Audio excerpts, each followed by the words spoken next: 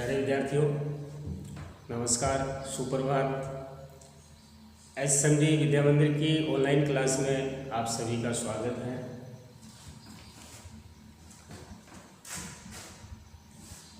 आज हम इस वीडियो में राज्यसभा की शक्तियों के बारे में चर्चा करेंगे, शक्तियों के बारे में पढ़ेंगे, क्योंकि पिछले वीडियो में हमने राज्यसभा की जो गठन है, उसका संरचना है, उसके बारे में अध्ययन कर लिया है। तो कुछ संविधान के द्वारा राज्यसभा को भी शक्तियां दी गई हैं, जिनके बारे में आज हम चर्चा करेंगे। तो सबसे पहले देखो, राज्यसभा को विधायी शक्ति प्रदान की गई है। इसमें राज्यसभा लोकसभा के साथ मिलकर के कुछ कानूनों के ऊपर निर्माण करवाती है। विधि निर्माण का कार्य भी लोकसभा के साथ करके ये इसका अधिकार है कि लोकसभा के साथ मिलकर के कुछ विधि निर्माण कार्य करे। दूसरी देखो, संविधान संशोधन की शक्ति। राज्यसभा को लोकसभा के समान ही इस संविधान में संशोधन करने की शक्ति प्राप्त है। राज्यसभा लोकसभा के साथ मिलकर के संविधान में संशोधन कर सकती है, इसको अधिकार दिया गया है। राज्यसभा की असहमति अगर संविधान में हो जाती है, किसी भी सदन की, चाहे वो लोकसभा हो चाहे राज्यसभा हो, अगर इस संविधान संशोधन में अस्वीकृति मिल जाती है या असहमति हो जाती है, तो संविधान संशोधन का जो विधेयक है वो गिर जाता है। इसके बाद में देखो, वित्तीय शक्ति।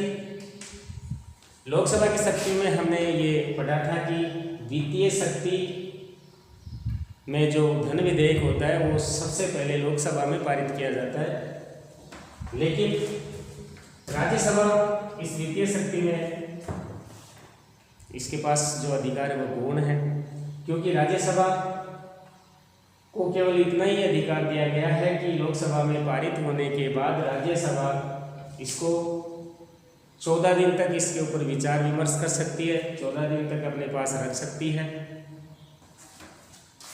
इसके अलावा राज्यसभा वित्तीय शक्ति के ऊपर केवल सलाह दे सकती है। अब उस सलाह को लोकसभा माने या नहीं माने, ये तो लोकसभा के ऊपर निर्भर करता है। तो ये राज्यसभा की लोकसभा शक्ति होगी, राज्यसभा के पास ये जो वित्तीय शक्ति है ये प्राप्त हो गई। इसके बाद देखो, कार्यपालिका संबंधी शक्ति। लोकसभा की शक्ति में हमने पढ़ा था कि मंत्रिपरिषद हमेशा लोकसभा के प्रति उत्तरदायी होती है। इसके फलस्वरूप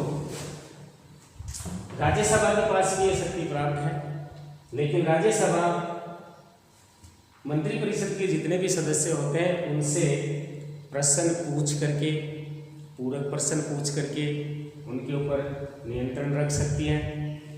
किसी भी मंत्री की आलोचना कर सकता है ये राज्यसभा, लेकिन इसके पास वो शक्ति नहीं है जो किसी मंत्री के ऊपर अविश्वास प्रस्ताव पास कर सके। ये अधिकार इसके पास है, राज्यसभा के पास नहीं है। इसके बाद देखो, विविध शक्ति। अब राज्यसभा की जो विविध शक्तियां हैं, इसमें हमने देखा है कि राष्ट्रपति के चुनाव में तो ये इसके पास ये भी शक्ति है कि राज्यसभा राष्ट्रपति के चुनाव में भी भाग लेती है। इसके अलावा उपराष्ट्रपति के चुनाव में भाग लेती है। और आगे देखो, ये जो राज्यसभा है ये लोकसभा के साथ मिलकर के राष्ट्रपति, सर्वोच्च न्यायालय, अन्य जो भी अधिकारी होते हैं उनके ऊपर महाभियोग का भी प्रयोग करती है। इसके अलावा देखो, आपातकाल जो राष्ट्रपति के द्वारा लगाया जाता है, तो राज्यसभा की संसद के साथ उस आपातकाल को मंजूरी देने का इसके पास अधिकार है। ये इसकी कुछ महत्वपूर्ण शक्तियां हैं। अब हम देखेंगे जिस प्रकार से हमने लोकसभा के कुछ विशेष अधिकार पढ़े थे, वैसे ही इस राज्यसभा के पास भी कुछ विशेष अधिकार है जो लोकसभा के पास नहीं है। वो अधिकार कौन से हैं? देखो, इसमें आपको दो चीजें याद रखनी है। एक तो अनुच्छेद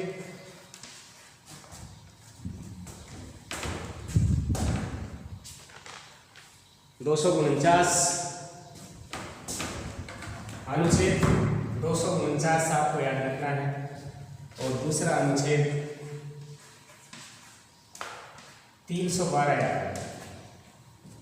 यानी इन दो अनुच्छेदों में राज्यसभा को कुछ विशेष शक्ति दी गई है जो लोकसभा के पास नहीं है। तो इसमें तो देखो, राज्यसभा को ये विशेष शक्ति दी गई है कि कोई भी राज्य सूची से संबंधित कोई भी विषय है उसको राज्यसभा अपने 2/3 बहुमत से या 2/3 बहुमत सिद्ध करके उसको राष्ट्रीय महत्व का कौन सा राष्ट्रीय महत्व का विषय बना सकती है। एक तो आपको ये याद रखना है कि जो इसके पास विशेष अधिकार है और जो लोकसभा के पास नहीं है। तो संविधान के अनुच्छेद 249 में राज्यसभा अपने 2/3 बहुमत से किसी भी राज्य सूची के विषय को राष्ट्रीय महत्व का विषय बना सकती है। ये इसके पास अधिकार है जो लोकसभा के पास नहीं है। इसके बाद में देखो, दूसरा जो इसका संविधान का जो अनुच्छेद है 312, इसमें इसके पास ये अधिकार है, ये विशेष शक्ति है कि नई अखिल भारतीय सेवाएं स्थापित करने का इसके पास अधिकार है, और ये लोकसभा के पास नहीं है। ये दो जो महत्वपूर्ण इसके जो कार्य हैं, ये इसके विशेष कार्य आते हैं। तो इस प्रकार से राज्यसभा की आज हमने शक्तियों के बारे में चर्चा कर ली है। इसमें आज के वीडियो में इतना ही है। धन्यवाद।